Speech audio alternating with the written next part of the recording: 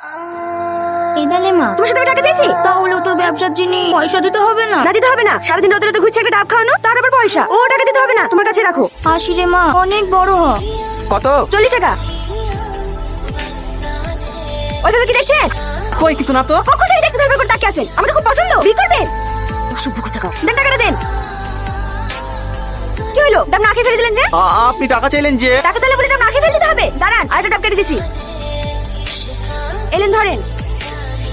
80 টাকা যে? দুটো ডাব নিলাম যে। দুটো ডাব খেয়েছেন নাকি? এলেন ধরেন।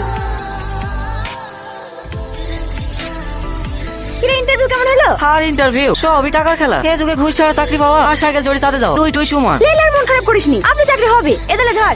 মোবাইল তুমি এত টাকা কোথায় পেলা? আমার কাছে কিছু টাকা গোছানি ছিল, আর বাকিটা কিস্তি করে লিয়েছি। ওটাকে চিন্তা করতে হবে না, আমি মাসে মাসে শোধ করে দেবো। আমার লক্ষ্য বোন। কিরে, কোথায় যাচ্ছে? খেয়ে যা। আসি বোন আসি, হ্যাঁ বন্ধুদেরকে দেখে আসি। ভাগল একটা।